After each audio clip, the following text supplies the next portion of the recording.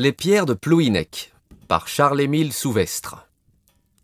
Plouhinec est un pauvre bourg au-delà d'Hennebon, vers la mer. On ne voit tout autour que des landes ou de petits bois de sapins, et jamais la paroisse n'a eu assez d'herbe pour élever un bœuf de boucherie, ni assez de son pour engraisser un descendant des Rohan.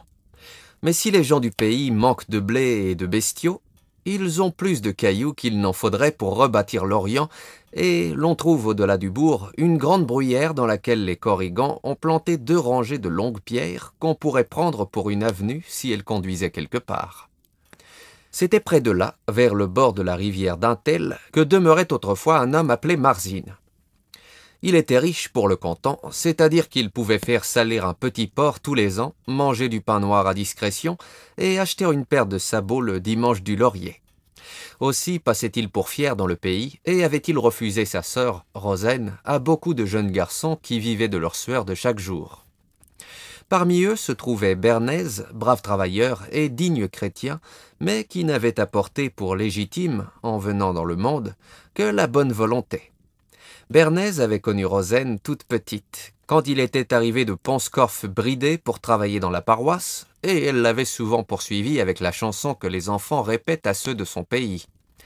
Ponscorf-Bridé, chair de chèvre, bé. Cela leur avait fait faire connaissance, et petit à petit, à mesure que Rosaine grandissait, l'attachement de Bernaise avait également grandi, si bien qu'un jour, ils s'étaient trouvés amoureux, comme les Anglais sont damnés, je veux dire sans rémission. Vous comprenez que le refus de Marzine fut pour lui un grand crève-cœur. Cependant, il ne perdit pas courage, car Rosaine continuait à bien le recevoir et à lui chanter, en riant, le refrain composé pour ceux de Ponscorf.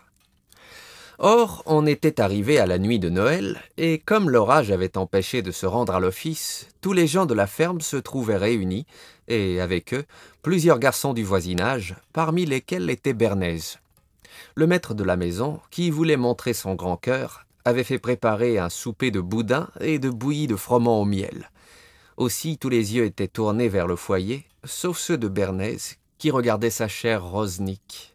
Mais voilà qu'au moment où les bancs étaient près de la table et les cuillères de bois plantées en rond dans la bassine, un vieil homme poussa brusquement la porte et souhaita bon appétit à tout le monde.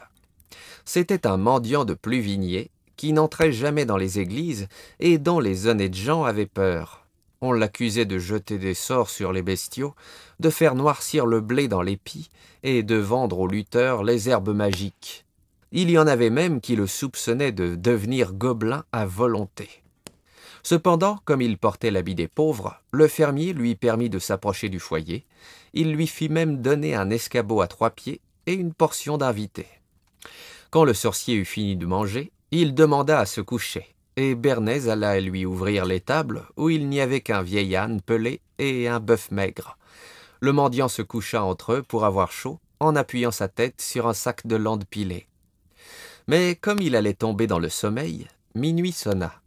Le vieil âne secoua alors ses longues oreilles et se tourna vers le bœuf maigre. « Eh bien, mon cousin, comment cela va-t-il depuis la Noël dernière que je ne vous ai parlé ?» demanda-t-il d'un ton amical. Au lieu de répondre, l'animal cornu jeta un regard de côté au mendiant. « C'était bien la peine que la Trinité nous accordât la parole à la nuit de Noël, dit-il d'un ton bourru, et qu'elle nous récompensa ainsi de ce que nos ancêtres avaient assisté à la naissance de Jésus, si nous devions avoir pour auditeur un vaurien comme ce mendiant. »« Vous êtes bien fier, monsieur de Kermeuglan, » reprit l'âne avec gaieté. « J'aurais plutôt droit de me plaindre, moi dont le chef de famille porta autrefois le Christ à Jérusalem, comme le prouve la croix qui nous a été imprimée, depuis, entre les 2 épaules. Mais je sais me contenter de ce que les 3 personnes veulent bien m'accorder. Ne voyez-vous point, d'ailleurs, que le sorcier est endormi ?»« Tous les sortilèges n'ont pu encore l'enrichir, » reprit le bœuf, « et il se damne pour bien peu. Le diable ne l'a même pas averti de la bonne chance qu'il y aura ici près dans quelques jours. »« Quelle bonne chance ?» demanda l'âne. « Comment ?» reprit le bœuf.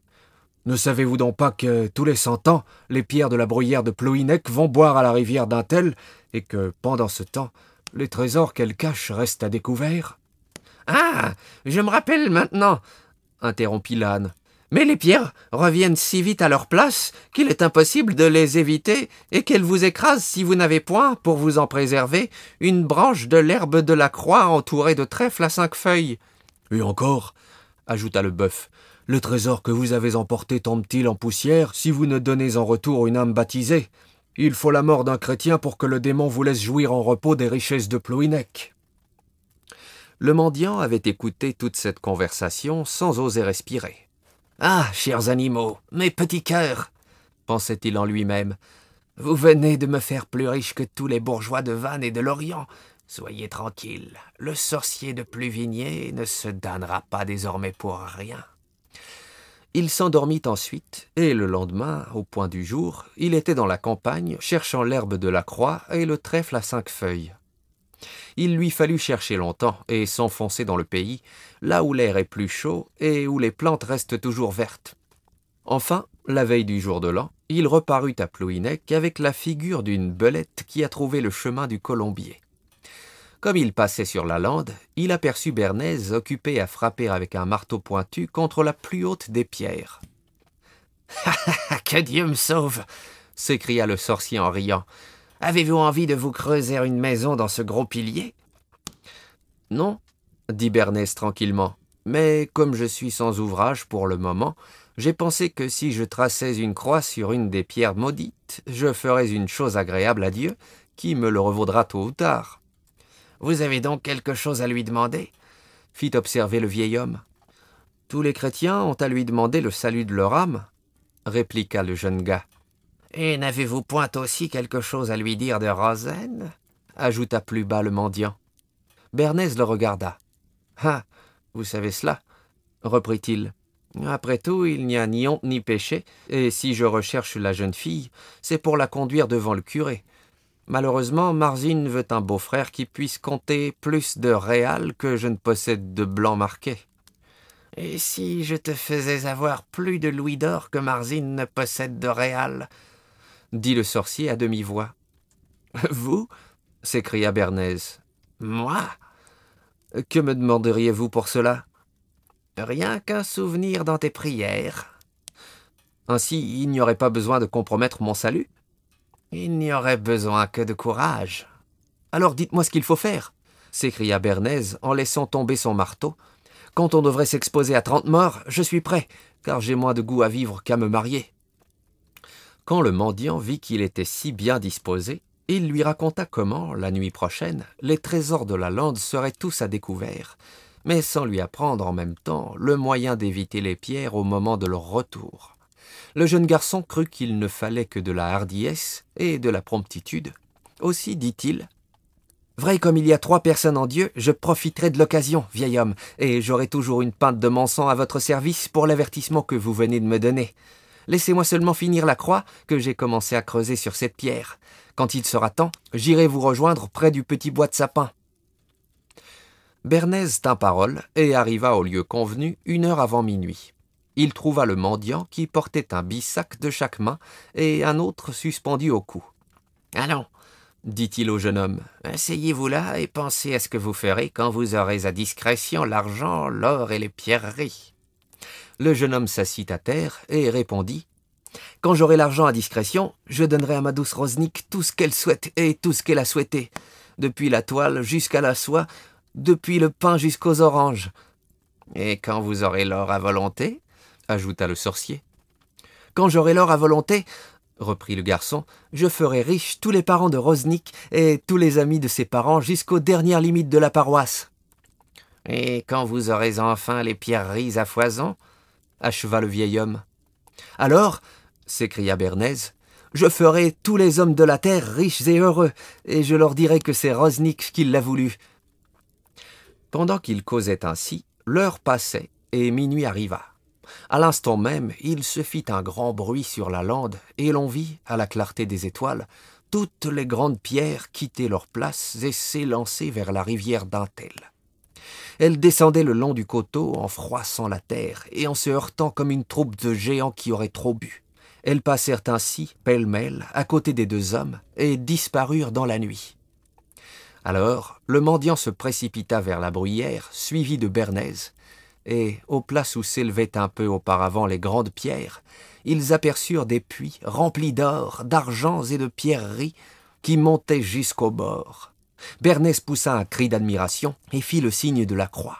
Mais le sorcier se mit aussitôt à remplir ses bissacs, en prêtant l'oreille du côté de la rivière. Il finissait de charger le troisième, tandis que le jeune homme remplissait les poches de sa veste de toile, lorsqu'un murmure, sourd comme celui d'un orage qui arrive, se fit entendre au loin. Les pierres avaient fini de boire et revenaient prendre leur place. Elles s'élançaient, penchées en avant comme des coureurs, et brisaient tout devant elles.